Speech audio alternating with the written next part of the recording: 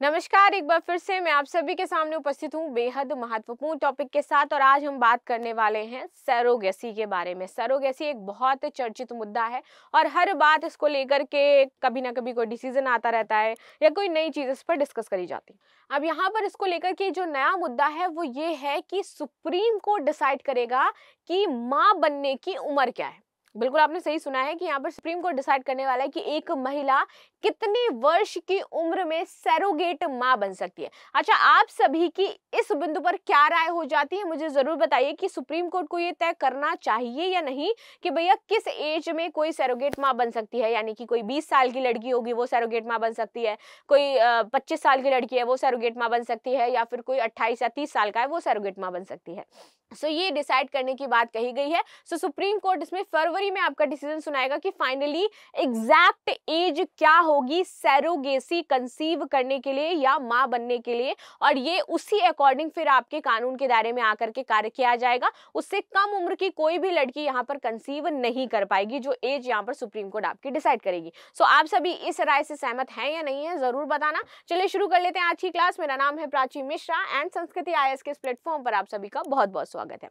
Surrogacy के लिए कितनी होनी चाहिए एज, 11 फरवरी को सुप्रीम कोर्ट सुनाएगा इस पर फैसला। देखिए, सुप्रीम कोर्ट सरोगेसी कानून में मां और अन्य के लिए तय उम्र सीमा के मुद्दे पर विचार को राजी हो गया है। यानी कि यहाँ पर अन्य में नॉर्मल जो मां बनने की उम्र है वो भी ये बताने वाला है सुप्रीम कोर्ट, और जो सरोगेसी मां से संबंधित जो मुद्दा है वो भी यहाँ पर डिस्कस किया जाएगा। इस मामले को शीर्ष कोर्ट 11 फरवरी में विचार करेगा, बताएगा। सुप्रीम कोर्ट में 1 दर्जन से ज्यादा याचिकाएं इसको लेकर के आई थी। अभी तक ये इसको टाल रहे थे, लेकिन जब देखा कि भैया याचिकाएं आ रही हैं, मामला बहुत लंबित हो रहा है, तो फाइनली यहाँ पर उम्र से संबंधित जो प्रावधान है एवं अन्य उपबंध है उसको लेकर के चुनौती मिली थी। तो सुप्रीम कोर्ट ने बोला अब इस पर लेकर के हम फाइनल अपना डिसीजन सुनाएंगे। दरअसल 2021 में लाए गए सरोगेसी कानून में इसके जरिए माता पिता बनने की चाहत रखने वाले और सरोगेट माँ के लिए उम्र की सीमा तय है।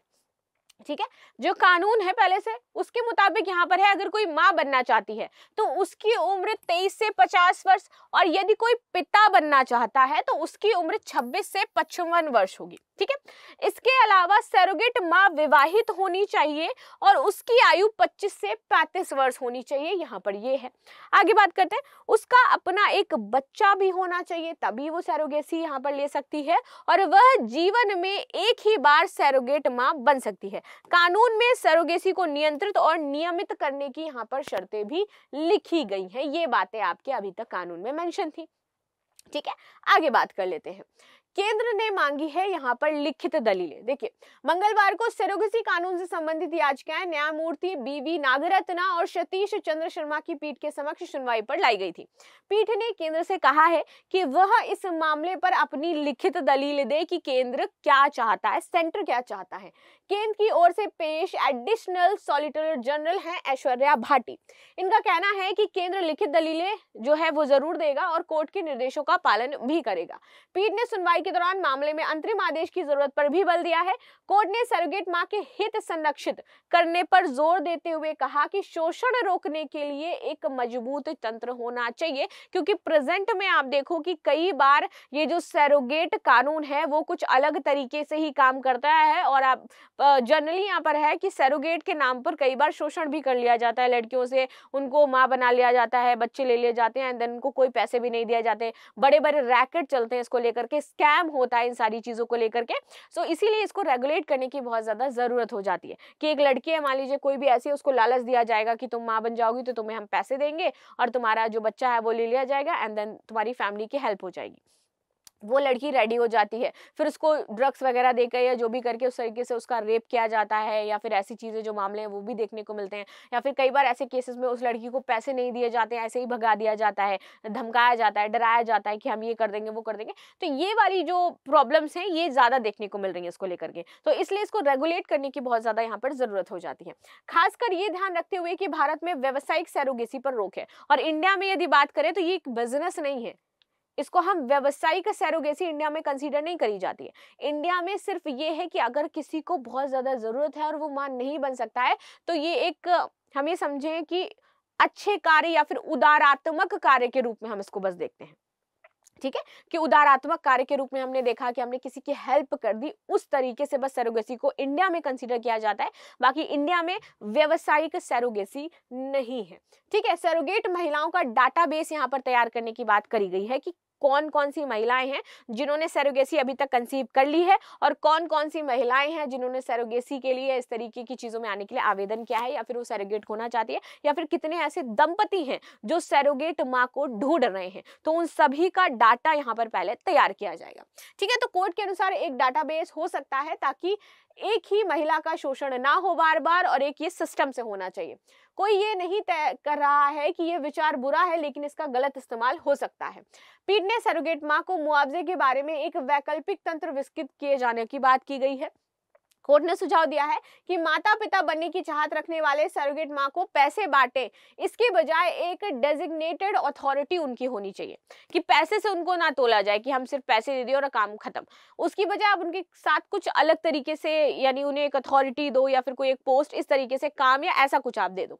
सीधे सरोगेट मां को पैसे देने की जरूरत नहीं है, वह रकम जमा कर दे या फिर विभाग को वो रकम दे दे, या तो आप उनके नाम पे एफडी करा दे उस पैसे की, उन पैसे को उनके हाथ में ना दे, क्या पता वो खर्च कर ले या फिर किसी अदर यूज में करे। तो या तो आप उस एक अमाउंट की एफडी करा दो, जमा कर दो, या फिर उसको विभाग को दे दो जहां पर है वो, या फिर मान लीजिए कि किसी गृह में रह रही है तो उनको दे दो, ताकि वो उनको टाइम टाइम पर जब जरूरत होती रहे तो वो पैसा देते रहे। सो इस तरीके से इसको आपका पूरा जो है ड्राइव इन किया जाना है। आगे आते हैं, कानून में व्यवसायिक उपयोग के लिए सरोगेसी की इजाजत नहीं है, आप सभी को पता है। तो कानून सिर्फ परोपकार के लिए सरोगेसी की इजाजत देता है इंडिया में। कानून में व्यवसायिक सरोगेसी के लिए यहाँ पर वैधता नहीं है। सरकार कोर्ट के सुझाव पर यहाँ पर विचार करेगी। याचिकाकर्ता का कहना है कि परोपकार के लिए सरोगेसी अच्छी बात है, लेकिन कानून में सरोगेट माताओं के लिए पर्याप्त मुआवजा तंत्र की कमी को यहाँ पर चुनौतियां पेश की है, कि पर्याप्त मुआवजा नहीं दिया जाता है। मौजूदा प्रावधान सिर्फ चिकित्सात्मक खर्च और बीमा को कवर करता है, जो कि अपर्याप्त है। ठीक है, कि उस लड़की का सिर्फ क्या कर दिया जाता है, जो चिकित्सात्मक खर्च है वो दंपति उठा लेगा, जो बीमा कवर होगा वो दिया जाएगा। मान लो आगे फ्यूचर में उसको कोई दिक्कत हो गई या परेशानी हो गई तो उसका क्या होगा। इस मामले में चेन्नई में डॉक्टर अरुण मोदेवाल मुख्य याचिकाकर्ता हैं, जिन्होंने ये याचिका दायर आपकी करी थी। सो फाइनली अब इस पर जो सरोगेट माँ है उनको ज्यादा अधिकार दिया जाएगा, और उनकी माँ बनने की जो उम्र है वो भी एक फाइनलाइज कर दी जाएगी, और उसमें आपकी क्या चीजें अब निकल करके आती है वो भी सुप्रीम कोर्ट बताएगा, कि यानी कि पूरी तरीके से आप सरोगेट को रेगुलेट किया जाएगा, और शायद इसको व्यावसायिक कैटेगरी में भी करने की बात कही जाए तो वो सुप्रीम कोर्ट का डिसीजन है कि वो आखिर करते क्या है। ठीक है, तो ये थी न्यूज जो हमने डिस्कस करी। बाकी आपकी क्या राय हो जाती है जरूर बताना। मिलते हैं नेक्स्ट क्लास में, तब तक के लिए धन्यवाद। लाइक शेयर सब्सक्राइब करना बिल्कुल भी ना भूलें, and thank you so much.